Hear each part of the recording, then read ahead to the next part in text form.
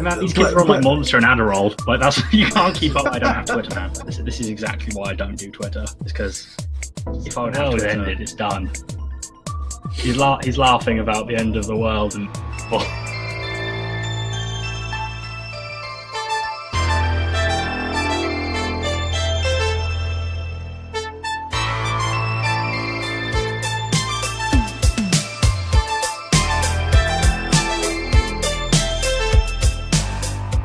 And welcome to another episode of the Convoluted Podcast. It's your host, Jesus, aka Tyrant Dominus. And once again, we get another guest from the Reddit realm. Go ahead and introduce yourself. Hey, I'm George, also known as Loey. I have the Loey YouTube channel. I'm the third best Loey channel on all of YouTube. Some fashion YouTuber took another one. But I'm the third best. I do lots of YouTube gaming stuff, review videos, shitpost memes, that sort of thing. All right, yeah, I recently saw your your Sonic one. It was it's right out there. I loved it. It's stuff like that generally gets made in about 5-10 minutes. Like I get an idea in my head, and I'm like, I've got to just do it. It's just got to be out there. Someone will appreciate it. Hey, it works mostly for what the meme is for now with Sonic and oh god. Oh, it's so great. It's the best thing I've ever seen. Yeah. When I run up to this week, I thought, I'm not sure what the topics are gonna have for Tyrant when we're on there. And then I saw that and I was like, that's gonna be most of it. Like, there's no way you can avoid it. It's so bad. No, it is. Yeah, it is a hot topic right now. Oh god. So yeah, you've seen the trailer. So I want to talk about that. But I wanted to talk about your YouTube channel a little bit first, and then we can. Then we'll dive into the shit show that is Sonic the Hedgehog, the movie. In general, Sonic, but you know. Yeah. So let's first start out. Let's start about you and your YouTube channel. Yeah. So when did you start doing started actively doing it? Let's go with that. That's the better way to say it. October last year. I just come out of university and come into a job, and it was awful, and I left, so I didn't have anything to do. And after about a few weeks, I was like, I've got to do something. So I just started a YouTube account, started doing those sort of low quality shit posts. I didn't even have Vegas. I was using like Lightworks or something, like some real low rent stuff. Like you can do like basic cuts. That was about it. So I started doing that for a little while, and I was like, oh, I quite like doing this. Maybe I should do actual videos. Ironically, those actual videos don't do as well view-wise as the stuff I make in 5 seconds. But you know, more about my own enjoyment than anything else.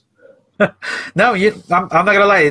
It's a hidden truth on YouTube that sometimes these like very polished works don't get as much attention as something that's kind of thrown really quick. It's these weird things. It's very few people know it, but it's like.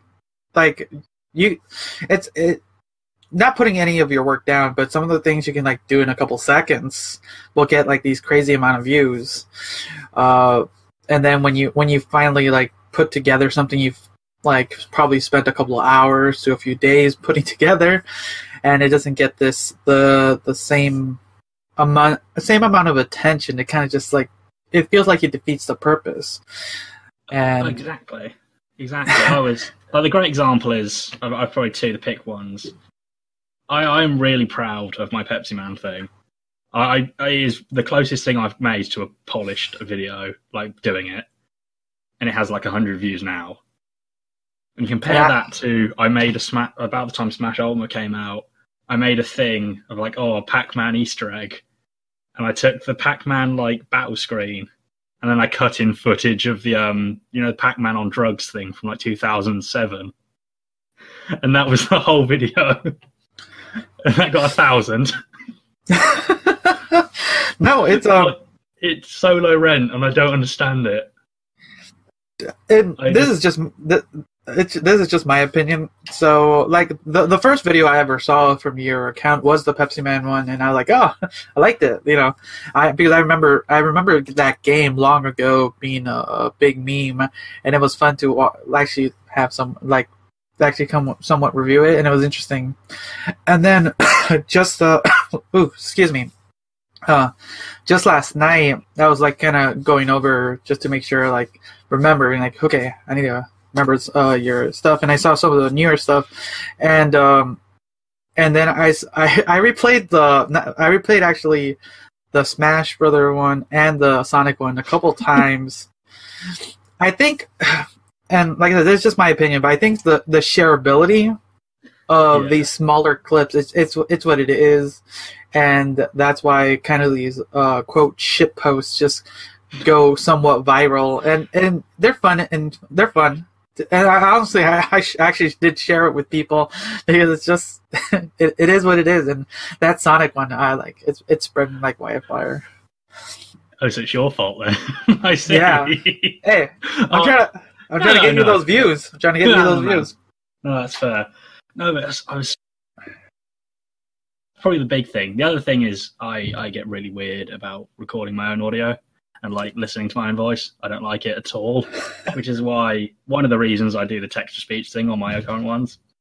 I am working on one where I record my own stuff, but then that's like I record it and listen to it and go, oh, that's not funny at all. Like, just get rid of it. I had a whole Smash 64 one which I binned off because I'm not. That's not good. That's not as good as my other stuff. It's a process, like everything. I'm sure you have stuff where you're like, oh, this would be a really good idea, and then you do it, and you go, no, that's not right. You would think so, but everything I put out is what I put out. Oh, so you just go, it's out. It's just I'm putting it there. Just everything just comes out. Okay. Everything comes out. So there's an advantage to that. There is an advantage to that because sometimes you don't know what's going to stick and what doesn't. So, and yeah, I and I'm with you there about kind of listen to your own voice. And after doing this for a good 2 years now, it's listening to my own voice multiple times during editing and then making sure it's uploaded properly. It is interesting to, and it's odd hearing your own voice after everything, and it doesn't sound like you think it would. Like, that's the weird thing. Yeah, I remember way back in the old year of 2014, I had a first run at the whole YouTube thing, but like not in a way where I'd really edited much. I did Let's Plays like for about a month, and then I stopped doing it. And one of the early ones, and I think the only one that's really survived, is a very early Dead Space one, and this is the worst thing I've ever. I dug it up recently, and I was like, no, this can never see the light of day again. This is so bad. This is the worst thing I've ever heard. Oh god! Oh god! Oh god! It's like finding old embarrassing Facebook messages you sent to like a girlfriend when you were 13. It's so bad. Oh, that's a rough one. Yeah, it was about as rough. Yeah, it was awful. I could put this up, or I could just put it in the cupboard and never imagine it again. So, but you know what's funny is that you mentioned that you kind of reminisced of some of your old videos. I remember actually just a few weeks ago, my younger brother. He's currently in the Marines. He called home for it's been a while since we heard from him, and I was just after we were done with the conversation, I was sent back, and he was actually back in the day during his high school days. He was actually trying to do the YouTube thing, and around that time, I tried, but I was like, not really my thing. But I was like reasonably good at editing, and so he asked me to help him out, and I found one of the first videos that I helped him make, and I rewatched it a few times, and it's the early days. It's harrowing, isn't it? It is. It is. Oh no! It is. It's like this old gameplay of like Super Meat Boy, and he's trying to do his best. It's like, and he's just raging while me and one of his buddies are just having a conversation. The audio's all iffy. Oh god, it's pretty cringy now. The editing work, I got it. Oh, there's another thing. Like, you just brought it back. A friend of mine did the same thing at the same time. We all kind of did it together. And there is surviving footage of that on YouTube, still uploaded, of me and him playing Left 4 Dead in our sixth form canteen on his laptop and recording through the microphone on his laptop, and it is pretty bad. I've not mentioned it to him, but I watched it one night. I was like, oh god, is that chance up? Oh no, it is. It's all gone wrong. I tell you, man, if I ever make it big, that's the stuff that's coming back. It's that stuff's the stuff that's going to get me. It's gold. It's hidden gold. Sure. Yeah. So now you've been doing it now for a couple months, a little bit more actively now. Like you've slightly done it, but now it's a little bit more. What's kind of the next couples? What are the next couple steps you're trying to do, or what's like the future looking for you? What do you want to do? Since you're pretty now, I'm gonna say kind of new, in a sense of more activity. More review videos, definitely. That's something I want to do, even if they don't get as much wide appeal. They're almost like a personal project. Like after work, I sit down and go, I'm going to do this for the next week or so, and I'm going to put it out, and hopefully people will like it.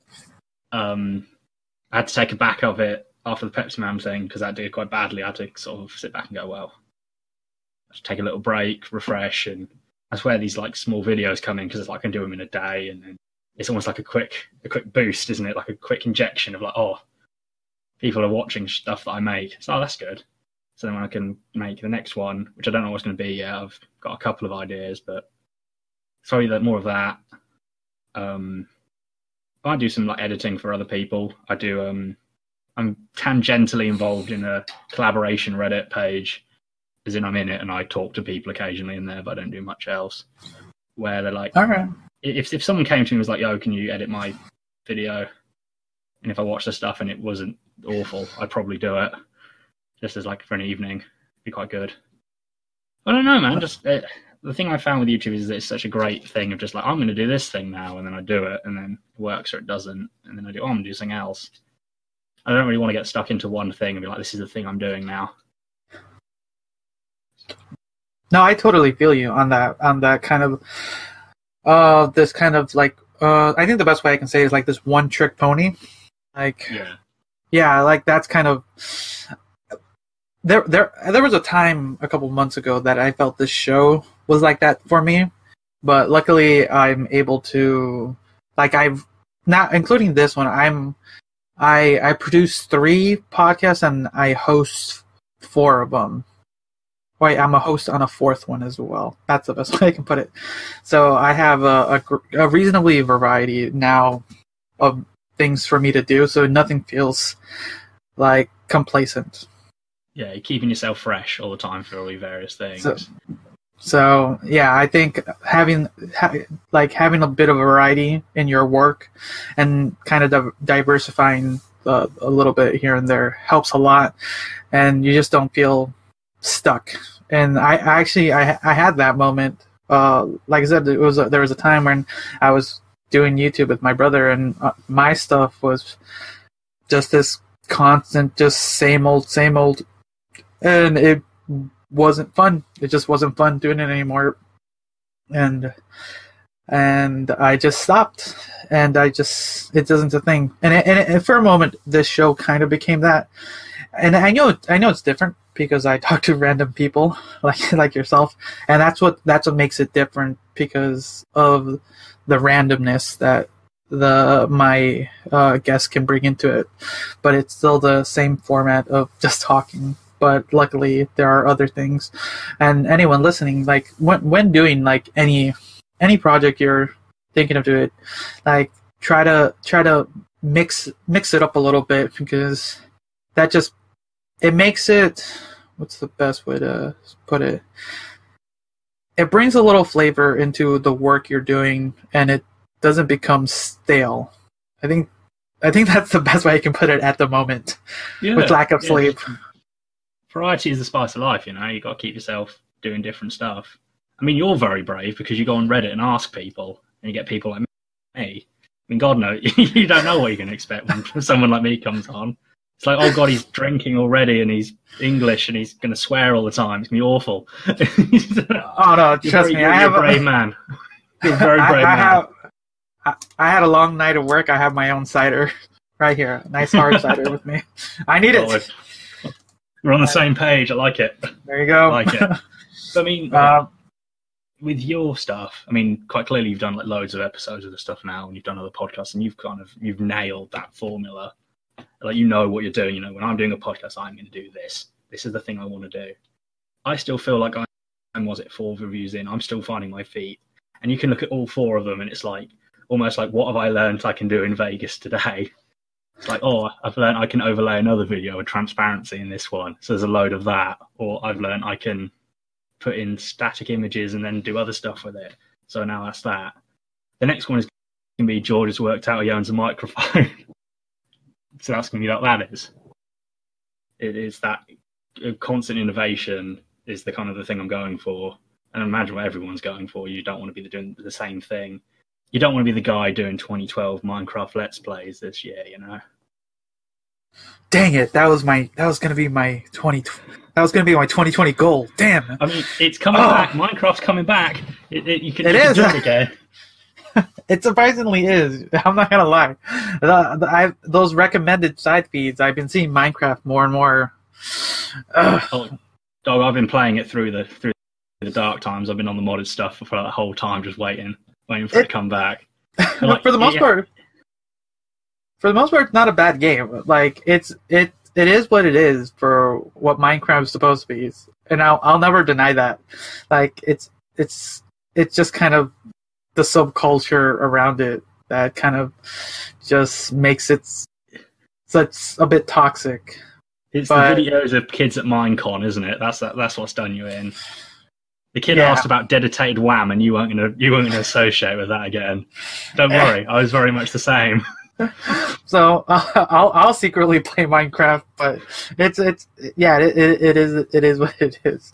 And it's kind of yeah, it's kind of what a lot of games these days are. It's kind of like, luckily, like in the last year, Fortnite took the hit from Minecraft, and Minecraft kind of just went under the rug, and it's just making its way back now because of that. I'm too old for the Fortnite thing, man. I kind of look at it the way that probably like my dad looked at me when I was playing PlayStation in my younger days. Like, what is this? Like, what's going on? I could just about manage Halo 3 back in the day, but now it's too fast. I've grown old and withered, and I can't do it anymore. My reaction times are too slow. And man, these kids are on like Monster and Adderall. Like, you can't keep up with that. but the clips, you can get the clips and the views. Oh God, those. Could you imagine how like upsetting it would be? It'd be like the guys who did Pokemon Go in like 2016. Like, every video is epic Fortnite quick scope compilation. Oh God, I remember those days. I was like 2011, 2012 times. The Call of Duty days. The MLG compilation. Like, here's my 360 no scope, guys. Or MLG Epic Weed Snoop Dogg compilation. That's how you get the millions, man. I want those to come back. That's the next trend I want to come back. I want really horribly overly edited montages like that. Oh, yes, go. Yeah, it's interesting if you. For people like ourselves who kind of grown up with, we'll just say YouTube for now. Like, it's for the most part, it's pretty young. It's only like, I want to say like 10 or 11 years old. It's 2005, wasn't it? Okay. It's still pretty young for the most part. Like, it's barely a new service, and just the generation who grew up are growing up with it. They've never known a world without it. And for us who have just like watched it just evolve and what's been trending, what's been popular, all these things. It's interesting, and it's changed a lot. And not only that, it's also how YouTube as a company, or Google itself, has also changed the way some of their creators have survived on their platforms. And do you ever keep up with some of the kind of the hoopla of the YouTube, like all that algorithm and all the monetization, anything as far as YouTube is concerned? Honestly, I don't. I had a very candid discussion with someone quite early on into doing my review videos, and they were like, "Oh, this is really good, but you're not going to get monetized doing this. Like, not with the jokes you're making, you can't." And I was like, "Well, if that's the case, then I just won't. I don't want to be bound in that way." And I imagine there's a lot of people, and you see them do the Patreon, or they do the all the other donation stuff, because they don't want to be held down by some computer coming in thinking that their stuff isn't advertiser friendly. When you go back a few years ago, in like the heyday before the apocalypse, and you got Filthy Frank, you got iDubbbz, you got the proper OG guys doing that really out there stuff.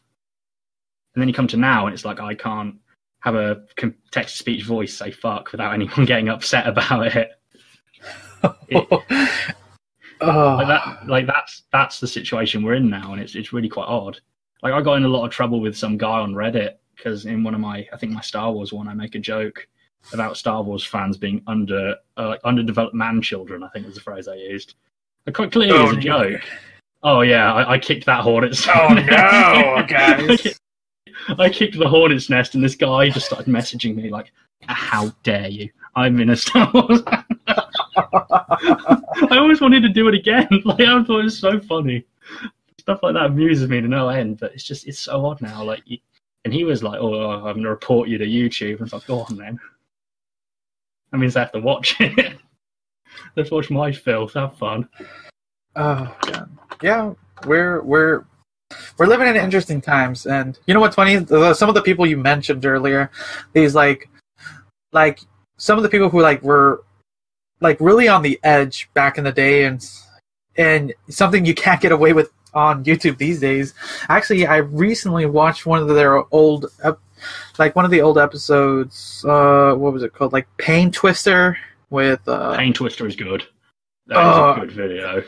I remember, I almost completely forgot about it until one of my cousins decided to put it up again, and oh my God, I completely forgot about this one. And I watched it, and I was watching, and just, it is so bad that it's so good.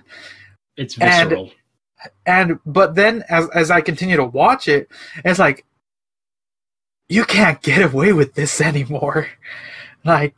Wow. The things you could have done back then and basically make a living off. Wow. Wow. Do you remember the vomit cake and the hair cake trilogy? Oh, that for me is peak. That is peak YouTube. What it should be is a bunch of guys get together and they're like, we are going to make some devious stuff, and people are going to watch it and they're going to like it. Because, you turn on TV, no one's doing that. You go on anywhere, no one's doing that. You come on YouTube, suddenly there's a guy making a cake out of vomit, and you're like, okay, I've never seen this before. Let's see what this guy has to offer. And that's kind of where we don't have that anymore. The top guy is Dwayne Johnson, or what's his, Jimmy Fallon, and they're doing very safe, family, advertiser-friendly stuff. And it's that's not what this was about at all. This is about people making their own stuff, whether that be good stuff or devious weirdness like that. That's why, at least that's how I look at it. As someone who's kind of watched it throughout the years, you're like, where's that stuff? Where's stuff for people like me who are amused by that? Yeah, it's for the most part all this kind of what's the best way to put it? It's some of the things you would do with your friends, the dumbest stuff you would do with your friends, just recorded and played for the people around the world. Those are the moments you kind of want to share. Honestly, they're when I watch that and thinking there's so many moments in my youth that I spent with friends and some of my cousins, some of the stupid shit we did, And why did I not record it and upload it to YouTube? Because during that time, it was pure gold. But now... You'd wake up today and you'd be like, oh my god, there's a video exists of me doing this thing and I can't deal with it. Actually, funny thing is there's a video that I still have uploaded on my I would consider it my personal channel. It's like the one you kind of just watch your YouTube videos normally. It's a prank I did on my younger brother. And it was a night I came home from hanging out with everyone, and I brought some hot wings home, and I brought like the hottest, spiciest hot wings that they were able to have, and I recorded him eating it, telling him they're just like hot wings, just a little bit spicy, and God, does that burn? You see him turn like 0 to 10 really fast.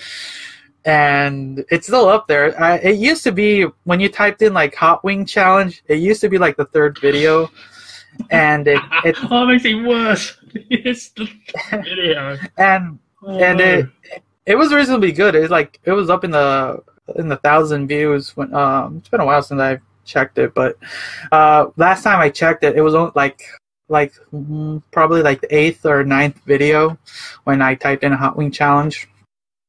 But it's those moments it exists out there. And I told my brother, I'm never taking it down. I'm gonna just show all your Marine friends. This is him when he was younger. I have a similar thing. I just remembered. We used to be able to get these like very sour lemon sweets. Like they are like hardcore stuff. Ooh. And we gave it to a friend of ours way back in the day. And he just like has a small panic attack. He can't deal with how sour it is. He's like thrashing around. He's like the full business. And a friend of ours took a video of it, and like it bounced between a load of us. And then someone that we don't know uploaded it to YouTube. We don't know who it was, and it's still up there to this. No, it was someone who didn't even know us in our year. Somehow got a hold of it. And it was on his personal YouTube account next to all of his videos of like time-lapsed Lego videos, like animations. It was like Lego time-lapse, review of the latest Bop It, man struggling with the hyper sour lemon sweet. Legos. Like, what? Wait, something's wrong in this timeline. This is not consistent content at all. We're not getting monetized with this, I tell you. I'm calling up YouTube support. I'm going to have you done. That's what's going to happen. If that guy knew it was up there still, he'd probably lose his mind. That'd be it. Because that is not a forgiving video. Oh, wow. Time to start hunting this video down. Oh, I could probably find it. Yeah. You can find him and show him it. Remember this? Do you remember this, Ron? You remember this? Oh, my God. Look at it. Look at it. Oh, wow. But wow. Yeah, it's just thinking about it, just thinking of some of the, wow. It's actually bringing a lot of memories back of some of the old videos and some of the things I used to watch, and now, yeah. Oh, wow. It's changed. On a slightly related topic, on embarrassing videos of people when they were younger, I was listening to an old podcast from ages ago. It was Psychic Pebbles brought up the point. He's like, someday in the future, there's going to be a president who had a YouTube account, and you're going to be able to go through all of the comments that he made when he was like 12. And we're back. Okay, that was weird. That was very odd. I've not had that was odd before. Damn it, Craig. Yeah. All right, continue. Oh yeah, I was saying, Psychic Pebbles said like there's going to be a president one day, and you're going to be able to go through his YouTube comments from when he was like 12, like going on Chris Chan videos and saying horrible things about him. And you're going to see that, and I think that's the one thing that we have as maybe slightly older people, is that we have stuff that hasn't been recorded and archived from when you were very young. At least not to as much an extent as like people maybe 5 years younger. That's true. And actually, at this moment, my president at the moment doesn't even need to be younger. He spouts everything on the internet already. I love his Twitter. I love it. I think it's the funniest thing. like especially like his 2012 when he just didn't think anyone would care. So he's saying stuff like, "Oh, I've never seen a fat person drink a good Diet Coke." It's so good. It's perfect, like boomer humor, and it's fantastic. And Psychic Bubble wasn't too wrong. He was just slightly off about it being a child and not some already adult. Yeah, or there was there's another good one. It was when he was talking about Kim Jong-un, and he was like, "Oh, believe me, he thinks he's got a big button. I've got a much bigger button, and I know how to press it too." And it's like, oh god, we're seeing nuclear war being declared over Twitter with hashtags and shit. It's fantastic. Oh god. Oh, really gets the clown memes out. I can feel that honk honk, I thought my life was a tragedy. Turns out it was a comedy all along. Oh. Oh god. My parents went to America about that time and they bought me a Donald Trump MAGA hat, and it is in my room. Like, I'm looking over at a cardboard cutout of C-3PO and he's got the hat on. I bring it out and freak people out when they come round. Oh man, George seems like a normal dude. I'm sure he's fine. I come down, I've got the full hat on, and it's like, oh no. It's all as a meme, but it's fun. It's fun over here, while over there, I imagine harrowing. It's almost over, hopefully. I mean, you never know, do you? It's this sort of thing.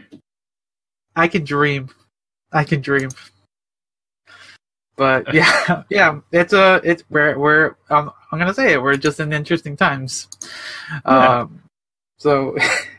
Well, he himself is basically just a rejection of sort of politically correct censorship.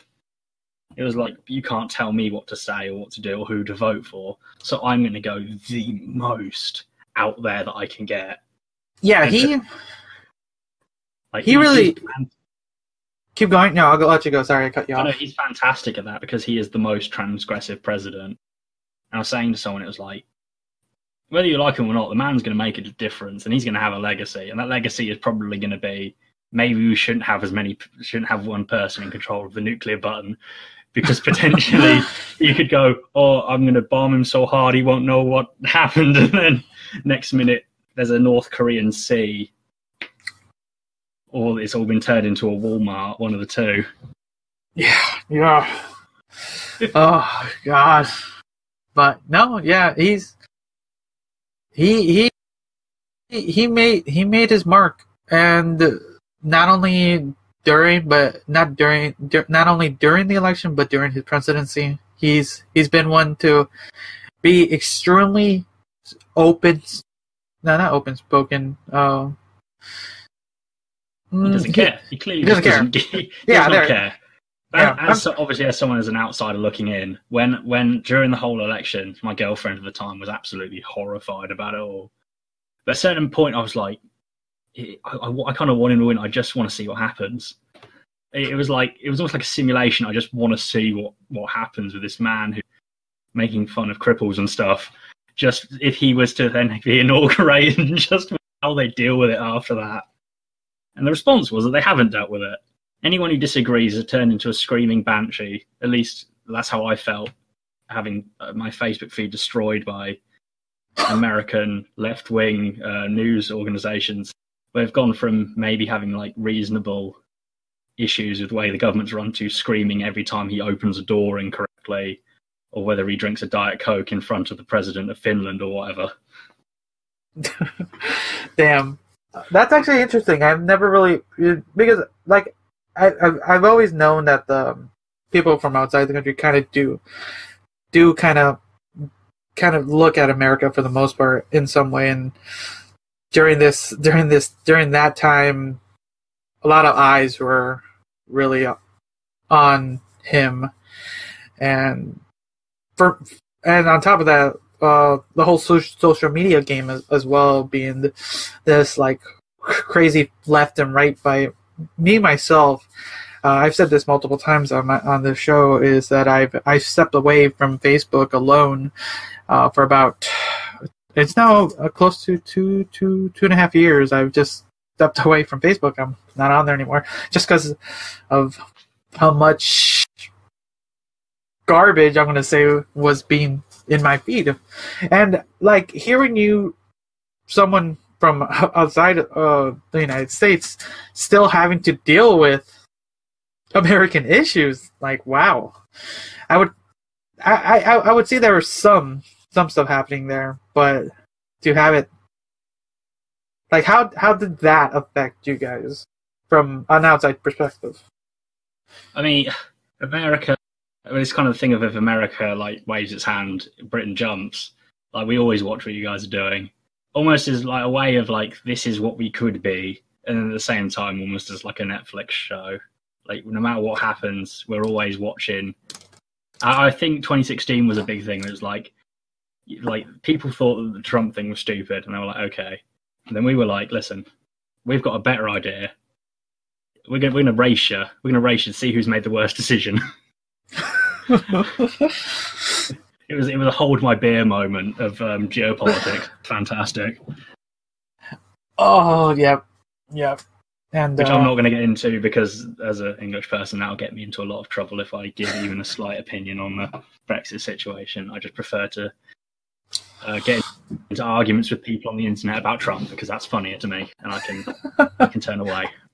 Totally understandable. I can do that with people getting upset. Or this is why I don't have Twitter, man. This is exactly why I don't do Twitter. It's because if I would have Twitter, I'd know that I am literally like a touch away from sending a message to some famous person that wouldn't make me laugh, but to them would probably get me banned, and in England probably get the police called on me as well.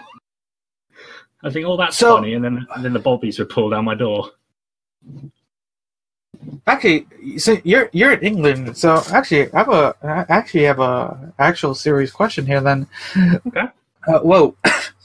That breath of air really hurt a little bit. That was weird. Anyways, so with if I'm remembering right, I don't know why I can't remember the name, the proper number for the article. I think it was Article 13. Yes. With the whole thing, like, since you kind of deal with this, at least some of your YouTube content is this like meme culture stuff, like, what were your thoughts when that was happening? When this specific article was being proposed? I mean, I knew it would be passed. Absolutely. From the moment you see it, it's so archaic. It's so not understanding sort of the internet, how it works and how people exchange information on the internet. To turn around and try and say to a continent of people, you can't use copyrighted images anymore, even under fair use. I mean, it's silly. I mean, you'll get some people who will be like, oh, that's fine. Everyone's just going to VPN it, aren't they? Everyone's going to do it. That's where everyone's going to go. You're not going to just be like, oh, that's it, no more memes then. I'm going to be pretending that I'm from Korea or whatever, like, the moment that comes in. Like, there's no way that anyone who was involved in that bill understood how the internet works, how memes work, how the exchange of information on the internet works. They don't know anything. They clearly don't know anything. They didn't even read it. They admitted as much, that they hadn't read that legislation before they put it through. And that's why, like, whether you look at Brexit as a positive or negative, you kind of have to go, well, this is the organisation that we're leaving, and they're putting legislation through without reading it. And no matter whether you agree with them or not on a lot of stuff, that's very scary. That's like if President Trump was like, I have an idea, or like if someone came to him and said, I have an idea, and he just went, sure, go for it, do it, without asking what it was or explaining, the implications of what he'd just done. Hey, that sounds about right. Oh yeah, it's the SpongeBob movie, the Simpsons movie, sorry, with President Schwarzenegger. So I'm elected to lead, not to read. That's what it is. But no, the answer is that most people VPN it, I think. We have a similar thing coming into Britain at the moment. Britain, improving that we're not averse to being draconian when we need to be, has decided to legislate the idea that you need to be over 18 to watch porn, which makes sense. But they've banned all websites generally, and you have to go down to your local shop and buy a card, an ID card, with a number on it in order to access that content. Now, I don't Wait. know a lot about Orwell. Are you serious? Oh, Wait. yeah. Look it up. What? Look it up, man. Yeah, I'm going to have to go down to my local corner shop, mate. And I have to look at my good friend, Indian Dave, and I'm going to ask him, excuse me, mate, could I have the porn viewing card? And that's not even a meme. Can I have my porn license, please? What? You know the old British meme of oh, you got a license. It's real, and we're doing it. Oh my god, I didn't know that was happening. It's so bad. It's that is like whether you or not you are down with that sort of thing. Regardless, the idea that you have to go to a shop and buy a card to access internet content is silly. It doesn't matter whether you get your rock sauce or otherwise. That is crazy. What? Like that's it's. Oh my god! I don't know. It's hitting me in a way because for the longest time the accessibility to the internet and being able to access almost just any website available to then be limited like that. It's kind of scary because then people can just start limiting things to other sites, and you just start needing to get licensed for everything. Like, oh, you need a license for Netflix, Hulu, Pornhub, your Facebook. Like, what? Oh my god! It's sadly funny, but it's also scary, and it's wow. Funny in a tragic way. In like a really tragic way, it's funny. And not to get into the understanding of geopolitics, I'm not a geopolitics student. But coming from someone who at least knows something about that thing, I think it all leads back to that, that period of time where like the Middle East and North Africa had that big like sweep of revolutions, like the old Arab Spring. All that was done over Facebook and over Twitter and over Instagram. And I think anyone else in the world, anyone in government was like, oh, fuck, they can organise stuff like that. Like, it maybe won't be with us now, but in 10 years down the line, if they're organising, they're going to be organising over the internet. And I imagine that freaked some people out when they were like, we've got to shut this shit down now. Like, we've got to stop this before next minute I'm, Mussolini'd up the latest, the nearest light pole, and God knows what happens after that. It's a weird time. It's such a weird time. People have this internet freedom, and whether it's between governments or your SJWs of the world trying to stop you from doing certain things on the internet. Damn, or disgusting man children telling you that you can't make fun of Star Wars on a funny internet video. Everyone's trying to slow it down, isn't it? I'm a victim, and I want you to know that. A man got upset at me. He was very angry. I'll stand for you, man. I stand by you. Hold on. Banned from Instagram for 2 days to triggering Celtic fan. Good. Sorry, didn't bother to make it. No, but oh god, what was I saying? Oh yeah, okay. my that guy, man, how dare you not make fun of Star Wars? It's cool. It's madness. Utter madness. So, but you know what? What we can make fun of? Sonic. Oh, it's all come back to Sonic, like it's all good things. So, we've all seen the trailer. If you have not, good, because it's like eye bleach, in a way, and but if you haven't seen it because of your curiosity or just because everyone's talking about it, it is a thing out there. And so the first time you watched it, what were your like initial reactions to it? The first time I saw it, I thought, this is what happens when at no point anyone in a company ever says no. No one ever said no to them. They were like, oh, we're going to do it all 3D render. Okay. Yeah, that's fine. We're going to do live action. Yeah, that's fine. He's going to look like this. Oh, wonderful. Jim Carrey's going to be in it. Oh, that's fantastic. And then they released it. Everyone hated it. Everyone. No one defended it. Even the most die-hard Sonic fan is not going to defend that. Like, I'll be honest, I don't even like Sonic that much. Like, I I don't like the games generally.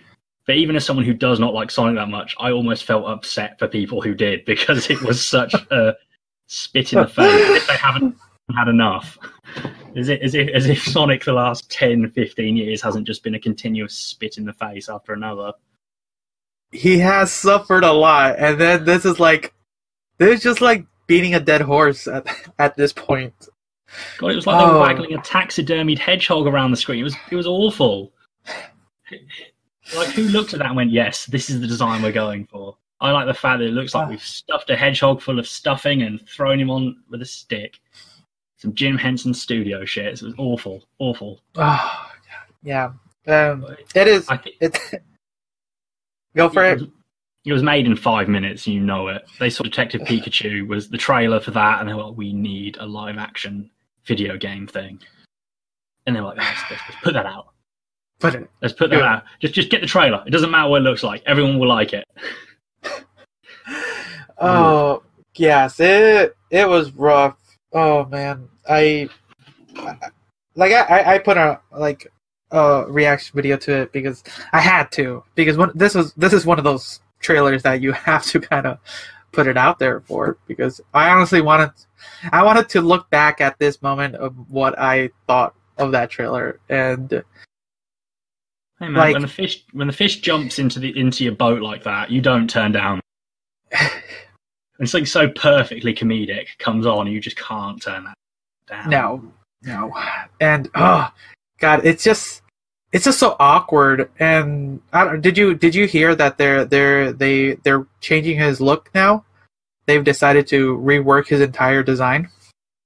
That's the big conspiracy theory, isn't it? Is the idea that they put out a purposefully awful trailer for the sake of publicity, which you can believe, but I come from the mindset that you can better attribute that sort of thing to stupidity rather than malice. I think they thought that if they released it like that, everyone would be loving it. But of course they're going to change it and they can look like normal Sonic. And it's going to be bad because it's a Sonic movie and Sonic isn't very plot heavy, so how are you going to make Sonic into a narrative that lasts 2 hours or whatever? No, yeah, it's weird because for the most part, Sonic, like at least classic, we'll go with classic Sonic. Classic Sonic's never really had a linear. Why can't I say it? Linear, a straight story. God dang it! It never had like a proper story to begin with. There was one if you like paid attention lightly, but I just wanted to run across the screen and finish as fast as I could. So, like, I think just seeing Sonic completely fought off the like, what is the story gonna be? Because it just I don't know. And then having Jim Carrey, who we haven't seen for like the longest time in the media, making like this is his comeback. He chose this movie to be his comeback. His agent was like, I've got a hell of a proposition for you. I've got a project that's going to turn your career around. And he's like, what's that? It's like Sonic. And he's like, yes. I don't even want to read it. I'm doing it. It is not only no one said no, every decision that was made was the wrong one. Like making a Sonic movie. Like, you see the last time they tried to have a cohesive narrative, that was Sonic 06. It's never worked. Sonic is like a 90s corpse that's almost being paraded through the modern era. Like, he's such a 90s character with such 90s games that trying to bring him through to the modern times is just always like a bit taxidermy in the way that they do it. No, yeah, actually, that's a good way to put it. Yeah, he's a character of his time. He's so radical, you can't even handle it. He is skateboarding, drinking, ecto cooler. He is things imaginable. Don't worry, he's gonna be dabbing and I don't know, whatever the kids these days do, being savage. I don't know. Savage nay on. He defeats Eggman. He jumps down and he just goes, well, and then just does a sick dab. It's gonna be awesome. And everyone's gonna love it. Emoji Movie 2. That's a strong hit. That is a strong hit. Oh, it cut deep, man. It was cutting deep. Oh yeah. It's honestly when I was gonna go see that film, not opening day. I was gonna wait a while, and not full price either. I was gonna go on like the cheap day here, but I wanted to see it just to see all the hubbub, and I'm like even if they do a whole redesign, I'm still eventually gonna see it. But it's still gonna not be opening weekend or anything, and I don't mind if it gets spoiled or anything. I just kind of want to see what it's a car crash. It's a car crash. You're watching a car burn at this point, and you just want to watch it from the sidelines. That's how I see it. I mean, imagine getting upset about Sonic the Hedgehog movie spoilers. Oh my god, yeah, like you that. see it on Reddit and you start screaming because they've spoiled your favorite Sonic movie. Like, come on. Like, oh my god, that should be the video that comes out that day. Oh, I'm going to read the Wikipedia and I'm going to just put up a video just explains it. This is what happens. Dun dun. Top 10 Sonic facts you didn't know. It's just the whole... Oh, I'd get... Someone from Sony would call me. They'd have me arrested. They'd have me here. Just the whole thing. Day of release, just boom. There's all your spoilers. Have fun. And then, like, people who make fun of, people who spoil Avengers and stuff like that, people wouldn't get as angry at me. I'm the 2019 equivalent of driving past the latest Harry Potter book and screaming at the people who are waiting outside. That's what I'm doing. But yeah, well. So let's talk. Okay. Now that we're kind of done with Sonic, let's talk a little bit more. Let's talk a little bit more about you.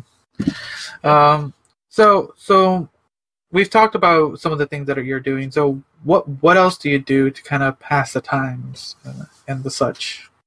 I got a job. I do like data work at a local company, sort of as my main 9 to 5.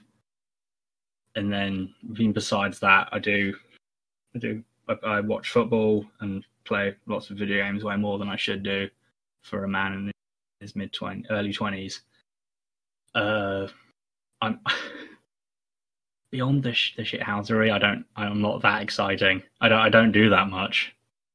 YouTube's about the most exciting thing that I do at the moment, and that's really because I make fun of things on the internet. Hey man, is that your thing? That's your thing? Yeah. We each have our thing. Some people really like Sonic. Some people really like Star Wars, and I just like being an arsehole on the internet. Like, it all comes round. We each have our place in the world. We all have a weird sticker that we, that keeps us happy as we slowly move towards Armageddon. It keeps you happy, Honk honk. It'll come soon. It's gonna be Trump's last tweet before he's done with this term. Kim Jong-un, it's on. Like, oh shit, it's over. Fuck. All right. America Battle Royale. Oh! Press that nuclear button. Let's go. And the whole world's in the crossfires at this point. Like, dang it. Hits a fat dab and smacks that button. Detonates California. That's it. Oh god, it's gonna happen. He's gonna do it. Stick. Honestly, I pray every day something stupid, like something less stupid, doesn't happen. Honestly, like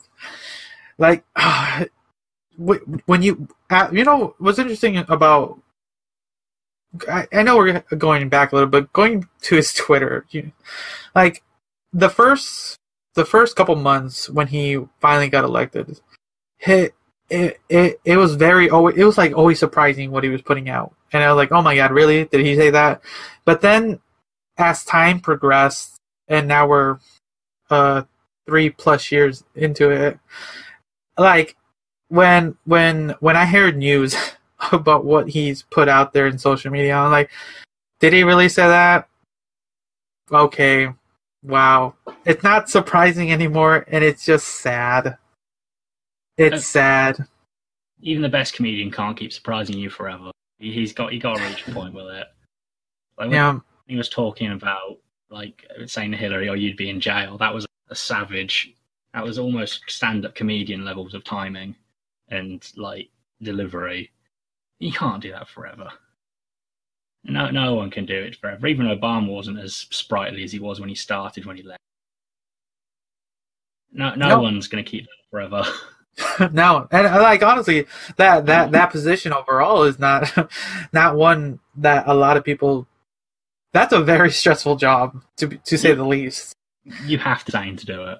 You have to be pathological to go. Yeah, our job's fine. So because most of us like to go home and just relax. You can't do that when you're the president and the leader of the free world. Yeah, and that has not done a good thing to his psyche and his physical presence, and it hasn't done that well to a lot of presidents throughout time. It does a number to someone, but yeah. So we'll see how the next run goes. It won't be as exciting. I think this time around it won't be such a, I'm gonna say like a game show, because before it was just a game show, seeing who was gonna happen, who was gonna say what to the other person, because it was actually just people just shouting at each other at one point. I remember there was like dick jokes at a major like debate. They were having dick jokes, and I tuned in. Honestly, I did.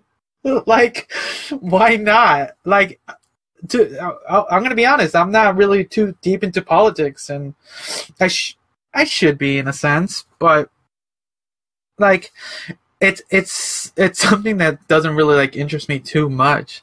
But like during his time, during that election, like you just tuned in because you never knew what was gonna happen, and like now that we're getting towards that point again, I think it's just gonna be another standard regular election with people having serious debates and the such. And yeah, there's something inherently not as fun when you've got an incumbent president against the challenger. There's something just not as fun about it, because when it's like a whole new fresh president and both parties are having to create a candidate and put them forward, it's a bit like a reality show. It's a bit I don't know what the American equivalent is, but there's a bit of Big Brother to it, where like every time you're tuning in so that you can hear what the crazy guy said this week, or who's going to be eliminated this week, or that kind of thing. It's not as fun when you've got an incumbent president and then just a bunch of other people saying about how bad they are. Like when it's like everyone's fresh and everyone's having to go at each other and everyone's having to elbow their way to the top, it's so much more exciting in that way. That's where England goes wrong. We're not exciting. You know who's going to be the leader of the two parties because it's the person who's at the head at the start. You don't nominate anyone. That sucks for ratings. Interesting. You lot aren't going to sit and watch it, are you? You're not going to sit and watch what the English do, because we're boring. We don't do anything interesting. I don't know. It might be interesting, but I feel as that this coming election progresses, it's gonna dull down, or there might be we might get some hidden gem in there. You need someone fun to run against. You need someone like really fun, like someone he can dig into a lot. Because if the Democrats put up someone really boring, then it's not going to be fun. Because what is he going to be able to talk about them? What shit is he going to be able to talk about someone who's so boring? He needs a lunatic. We need another one of those. At least Kanye West to defect to the other side. That's what we. Trump Kanye, the race has begun. I'm calling it. Oh God! I've heard rumors, and a Kanye lead. Oh God, that That's another moment in history. He's doing a debate and he's like, I am not only president, I am also God. And it's like, oh, good. Jesus, everyone. President Jesus. President elect. President Jesus, number 46. Give you Kanye West. Accept the position of president. President West becomes the first incumbent president to release a mixtape. God, that's so possible too. Oh, that's the sadder thing that could be a reality. And I mean, unless Donald beats him first, get some hype going in the run up to the election. He releases a mixtape. It's called Crooked Hillary. It's gonna be fantastic. I'll download it. His ghostwriter, he just has to say it and he'll still mess it up either way. Oh god. Oh god. I just want I just want to stay away from this topic now. It's just sad. It's making this drinking sad drinking. Oh no, it's sad shower drinking. This has gone awfully. But no, it's interesting because honestly, it is interesting getting an outsider's perspective on things like this, and yeah, it's. Oh god, I want it to be over soon. I just want it to be over soon. But no, you're probably going to want someone who knows about it rather than me. If there's someone in your audience who doesn't know, and God, the world is ended, it's done. He's laughing about the end of the world, and it's hard not to laugh. So you laugh or you cry, it's how it is. Exactly, yeah. So I just want the rest of the world to hate America less. That's kind of it, for the most part. Luckily, I can sneak away from being American, so I can always just say I'm Mexican, which slides me well. Always works. It's saved me multiple times. It's not me. I'm not involved. No, I'm not. I just speak reasonably good English. So. I'm just really good at it. So we're getting towards the end of the show. So we're gonna have a few words from my friends here. This podcast brought to you by OuchThatHurts.com. Visit Ouch That Hurts for music, gaming, reviews, editorials, podcasts, and more. Ouch That Hurts. HERTZ.com. Come hang out and chat with everyone on our Discord channel. Be a part of our community. And we're back. So, at this point of the show, I asked my guests to regale us with a tale of one of the weirdest, strangest, most convoluted thing that you have ever done, has ever happened, or you've ever encountered. I have one of these, and I was thinking about this, and I think this is I was involved, at least at the start, in the founding of the Shrek Super Slam competitive fight. Wait, can you repeat that? I helped found the Shrek competitive fighting scene. Really? Oh yeah, I was at the beginning, man. Okay, elaborate for our listeners. Oh god, back in 2014, two of my friends and I, we were hanging out at one of their houses, and we were just talking about fighting games. They were both big into the competitive melee at the time, and I wasn't so much, but we were talking about there's these weird melee like tier lists, and then we came across one, and some guy from Dallas who'd run or somewhere like that, and he was like, "Oh, I've got my Shrek Super Slam tier list here," and we all thought that was hilarious. And we were like, "This is the funniest thing ever." And I was like, "Wait a minute! I got that game when I was 9. I'm gonna get that. I've got that. We can go and we can play it." And we played it, and it was terrible. It was so bad. It's like a proper like cash grab fighter game. And we thought, this is hilarious. Wouldn't it be funny if we all went around one of our houses and we Twitch streamed a competitive tournament of Shrek.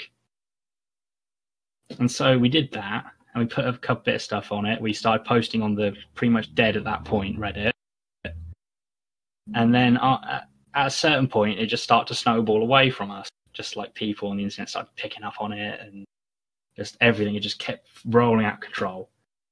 And then it got covered on Vice Sport and like League of Legends, news sites. Like just people started talking about competitive Shrek Super Slam. I mean, I'd backed off by this point, but my friend who'd become the unwilling figurehead of the Shrek movement was telling me, like, there are so many people and they're playing this game and it's terrible and I don't know why.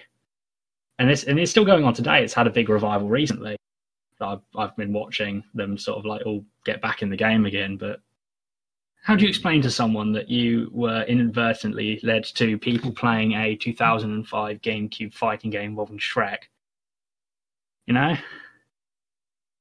I don't. I'm lost at it. It's madness because it's not a good game. Why are these people playing it? It's because Shrek's a meme, and because Melee competitive's a meme, and then they put them together, and now they've got this abomination. To be fair, it died for a little while. At the last year or two, it was quiet until very recently. Rival, and it became almost like an old town, like Western saloon, where like people would come in, like new people would come in and be like, "Oh, gee, I'm so excited to play Shrek," and everyone would tell them to piss off because we don't want to play this awful game anymore. We just no one wants it, but it's coming back, and that's like my friend had it worse. He was on like the Reddit. His Reddit account was quoted in the Vice Sport article incorrectly, actually, but he was quoted for a period of time. There was an edit of a Did You Know Gaming about Shrek games, which mentioned his Reddit name.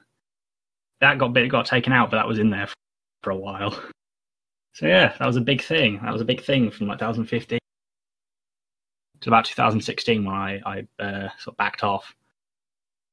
Girlfriend at the time thought it was stupid. It probably was. Oh, wow! Thank you for sharing that. That is bonkers. I would never have imagined that. Well, you shouldn't, because it shouldn't exist. That's you have created a monster then that just keeps coming back. I mean, it was mostly my friend Alex and my friend Chi. I mean, I'm probably bad, but you know, it's a bit late now. He's had his face. His face is on the top. If you search Shrek Super Slam competitive scene, there's a video of him in fighting in a tournament. It's fine. It's done. But no, he's the poster child, basically.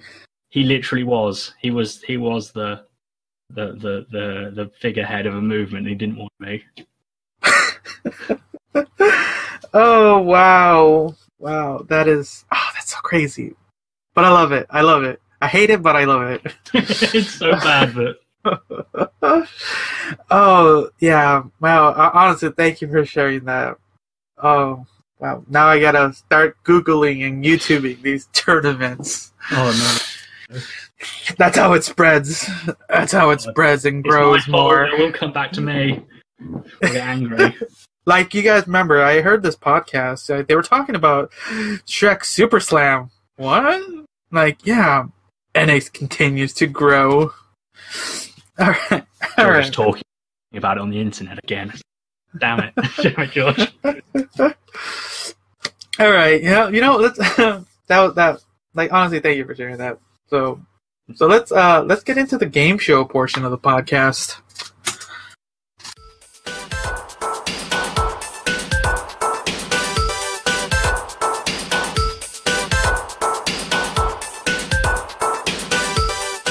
So, you decided to play Would You Rather. For our listeners, Would You Rather is a game where I'm going to give my guest two different scenarios for two different situations, and he's going to have to explain why he would choose one over the other. And so how does that sound? That's great. Let's do it. All right. Let's go with the first situation. And the numbers you picked out are very interesting, actually. So, Let's start with this one. Would you rather have legs for arms and arms for legs, or have an upside down face? Upside down face. To be fair, you're not coming off very well of either of those, are you? You're going to end up in a circus one way or the other. So kind of spitball your thought process here. Well, I'm thinking number one, I might have to change careers either way. I don't think it's acceptable to waddle around an office with either hands for legs or an upside down face. Either way, you're going to be struggling. I don't know, that kid from Family Guy, he had the upside down face. No, but in real life, it'd be so much more harrowing, wouldn't it? Oh god, it would be horrid. No, yeah, honestly, yeah. Actually seeing a live action one would be horrid. Someone out there on the internet, do it.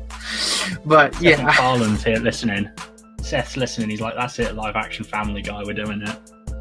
Oh my god. Gonna get the fat guy off of YouTube who does the Peter Griffin voice. He's gonna do it. But then I'm thinking, like, if I'm just gonna stay inside all day, I'm gonna end up on the computer, and I quite like having like hands. I think keyboards are very difficult to use with your feet. So I'm thinking I might have to just have an upside down face and like live in the attic. Is that your final choice? Yeah, I'm gonna have an upside down face. All right. You have now. I now have an upside down face. Thank you. Yeah. Yes. You sorcerer. All right. Let's get into the second situation. This one's a little bit more. We're gonna get a little bit creative here. So, I want you to think. Let's go with about 8 other people. Think of 8 people that you know. Okay.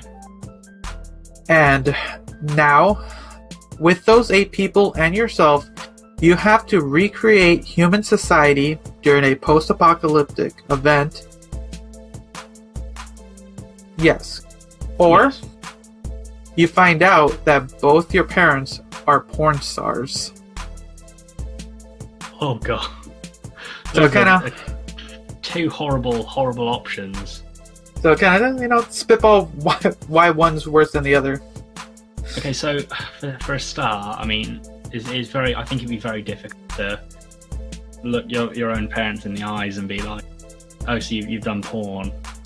I think the worst thing would be is if like they did porn, but it did like prego porn while you were being like developed in the womb. Oh god, I didn't think about that. Oh my god. Do you think about that? Would you be due any royalties at that point? I don't know. What are my legal rights as an unwilling actor in this production?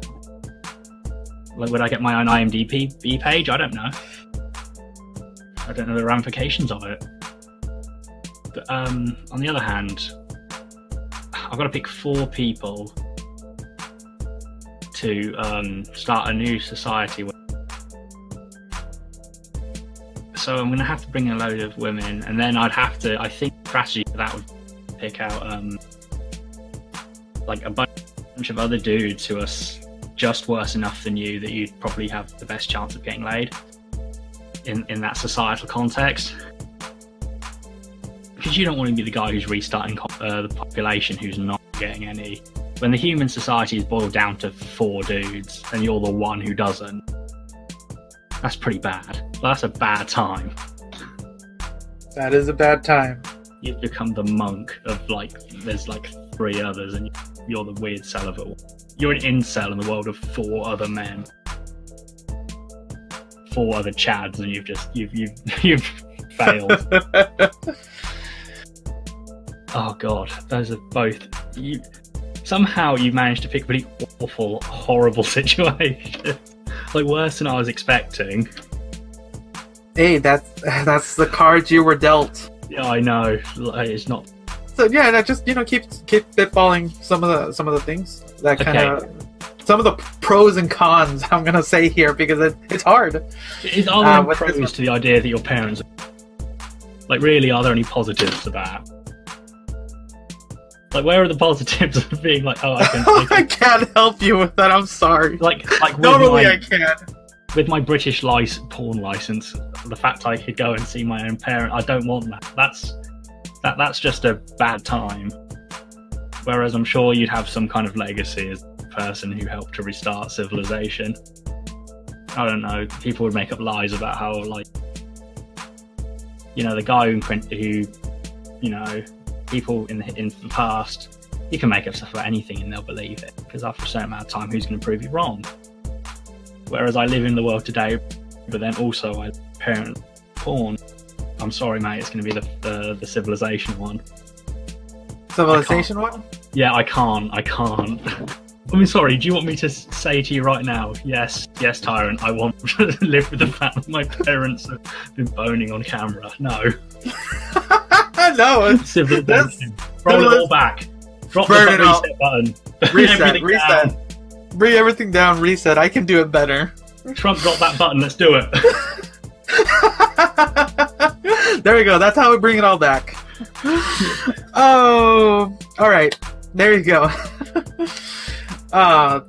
There you go. You just, it's the apocalyptic, and you and 9 other people now have to recreate human society.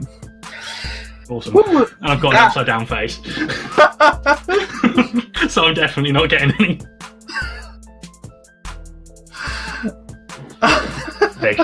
They say the creator had an upside down face. He lived in the caves. He was the one. He was the upside down face man. Hey, that's better than your buddy one day said, hey, you know, I found this really nice video. You should check it out. Yo, I've been whacking it to your mom.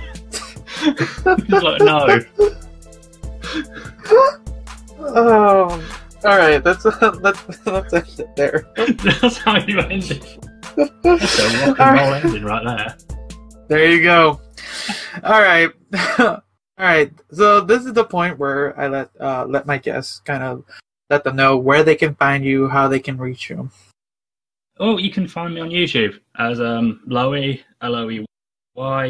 You're probably going to want to sort by channel, and then I'll be the third one down with the Kubrick face. Not the one doing the fashion vlogs. That's not my scene just yet. That's pretty much it. I don't do much out. I don't have a Twitter yet. I probably should get one. If I get one, I'll let you know. And I'll have links below for all that, or at least for his YouTube channel for sure. Yeah. If I decide to finally jump in on Twitter, then you'll know there. But yeah, that's pretty much it. All right, then. Continue your work. It will be interesting to see where you go from here. And thank you for taking the time to, you know, get on for a call and just talk and shoot the shit. It was a pleasure, man. Anytime. It was good. Had fun. So, for anyone listening, you're always thank you for coming on and, you know, always listen to us, and always find me on Instagram, Twitter, and reach out if you like, and always subscribe to whatever podcast platform you're listening to here, and you're welcome to share it with your friends because someone has to. So, George, thank you once again. I really appreciate it. It was really fun talking with you. So, everyone, thanks again for listening. Until next time, see you.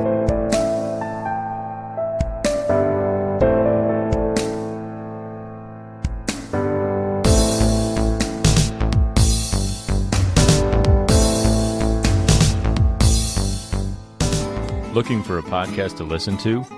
Look up Geek Dig Pod. They've got comics, movies, music, video games, tech, or whatever your geeky little heart desires. Look them up at geekdigpod.com, on Instagram or Twitter at geekdigpod, on iTunes, Stitcher, TuneIn, The Satchel Player, or Player FM. The Geek Dig Podcast is part of the Tangent Bound, BS Podcast Network, and the We Be Geeks Network. Hey everybody, my name is Grant, and I host a podcast called It's Trivial. Now, It's Trivial is a game show in which I pit comedians, musicians, podcasters, and other interesting people against one another usually in front of a live audience for the sake of public ridicule.